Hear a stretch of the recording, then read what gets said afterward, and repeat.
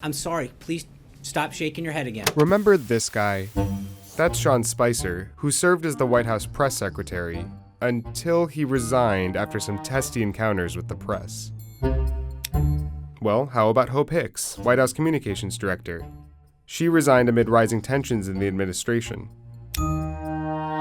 Then there's the Mooch, otherwise known as Anthony Scaramucci, White House communications director for only 11 days before getting fired. Staff Secretary Rob Porter quit after allegations of domestic abuse. NSC staffer Rich Higgins booted. Omarosa resigned to take a different position. He's up in his underwear or something at 4 in the morning. Who's going to monitor that? If it seems like there's been a ton of turnover at the White House, well, there has been.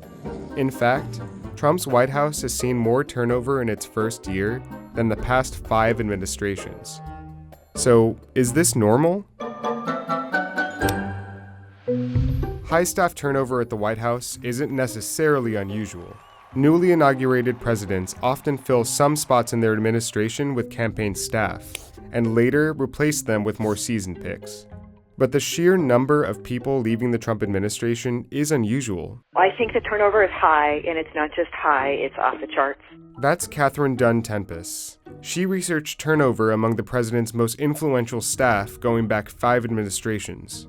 Since Reagan, those 5 presidents, the highest turnover during that first year was Ronald Reagan at 17%. I calculated the same data for President Trump, and his turnover rate during that first year was 34%.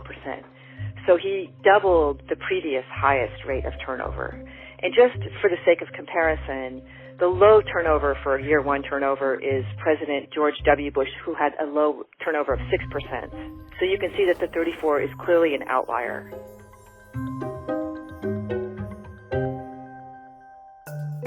So there's 2 potential factors contributing to this high turnover rate. Drain the swamp. First, on the campaign trail, Trump promised to drain the swamp. You're right about the swamp. Say it again. And put a premium on loyalty. So much of his initial staff were campaign holdovers without government experience. Another factor was Trump's rocky first year in office. Warmongering against the dictator of North Korea, Rocket Man is on a suicide mission for himself. a bitter rivalry with the press, Quiet, quiet, quiet. and, of course, the massive ongoing investigation into Russian meddling in American affairs created a, well, let's say, hostile work environment. Say, get that son of a bitch off the field right now. Out. He's fired. But putting aside the question of normal, at the end of the day, does any of this matter? When a very senior level person leaves, there's often a domino effect in which some of his junior staffers will leave as well because the incoming person wants to build their own staff.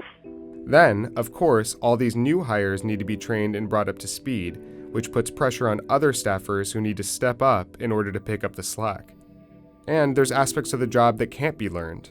The most senior people are leaving. They tend to have a little bit more expertise. Oftentimes they have close relations with the president and a good rapport with the president. And those kinds of qualities and skills are not easily replaceable. All this results in a White House that is increasingly isolated and unable to pursue its goals. It is true that most of Trump's departures happened early in his first year, and these staff changes can be a way for Trump to change course in the face of low approval ratings and a stagnant legislative agenda. But with senior aides losing their security clearances and rumors swirling about even more resignations, there's no indication that the Trump administration is stabilizing. I think when you get to this high of a level of turnover, then that raises questions as to how well his staff can perform and how well they can advance his agenda. If the door keeps revolving and people are in and out, you don't have any institutional memory, you're losing the expertise that you had, and it just makes your job more difficult. Hey guys, thanks for watching this video. I just wanted to share a quick story with you. While I was making this, staffers were leaving the White House so frequently that I had a hard time keeping the prop and the scripts updated, which is pretty wild. So if you want to keep up to date with the comings and goings in the White House, make sure to check out Vox.com. We'll be tracking that there, so stay tuned.